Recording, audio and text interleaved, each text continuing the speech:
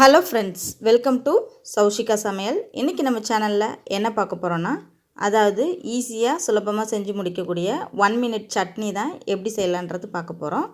இது பேச்சுலர்ஸ்க்கெலாம் ரொம்ப ஈஸியாக இருக்கும். டக்குன்னு செஞ்சுட்டு டக்குன்னு சாப்பிட்றலாம். ஸோ இப்போ வாங்க இதை எப்படி செய்யலான்றதை பார்க்கலாம். இதுக்கு தக்காளி மட்டும் தான் நம்ம யூஸ் பண்ண போகிறோம். அதுக்கப்புறம் காரத்துக்கு காஞ்ச மிளகா அந்த மாதிரி தான் யூஸ் பண்ணுவோம். இப்போ ஒரு ஜார் எடுத்துகிட்டு 3 காஷ்மீரி மிளகா, 2 வரமிளகா சேர்த்துக்கிறேன். காரம் மட்டும் உங்களுக்கு எதுவுமே அட்ஜஸ்ட் பண்ணிக்கோங்க. 5 பல் பூண்டு, ஒரு சின்ன துண்டு இஞ்சி இப்படி கட் பண்ணி சேர்த்துக்கோங்க. இதுக்கு சட்னிக்கு தேவையான அளவு உப்பை மட்டும் சேர்த்து நல்லா கொஞ்சமாக தண்ணி சேர்த்து இந்த பதத்துக்கு அரைச்சி எடுத்துக்கோங்க. இப்போது இதில் புளிப்புக்கு நம்ம தக்காளி சேர்க்குறோம். தக்காளி கூட குறைய சேர்த்துக்கலாம், உங்கள் விருப்பம். நான் 3 தக்காளி மீடியம் சைஸ் தக்காளி சேர்க்குறேன்.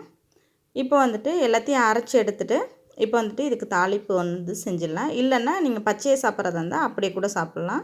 இப்போ தாளிப்புக்கு கொஞ்சமாக கடலெண்ணெய் சேர்த்துட்டு கடுகு, சீரகம், கொஞ்சமாக பெருங்காயத்தூள் சேர்த்து நல்லா பொரிஞ்சதுக்கப்புறமா ஒரு கொத்து கருவேப்பிலையை சேர்த்து அவ்வளோதான். சட்னி இது கூட சேர்த்துட்டா ஒரு கொதி வந்தோடனே இறக்கிட்டா நம்மளோட சட்னி சூப்பராக ரெடி ஆகிடும். 1 மினிட் சட்னி அவ்வளோதான். இது போல் கண்டிப்பாக நீங்கள் ட்ரை பண்ணி பாருங்கள். இந்த வீடியோ பிடிச்சிருந்துச்சின்னா கண்டிப்பாக லைக் பண்ணிக்கோங்க, ஷேர் பண்ணிக்கோங்க. நம்மளோட சேனல் பிடிச்சிருந்துச்சின்னா சப்ஸ்கிரைப் பண்ணி வச்சுக்கோங்க. தேங்க்யூ ஃபார் வாட்சிங்.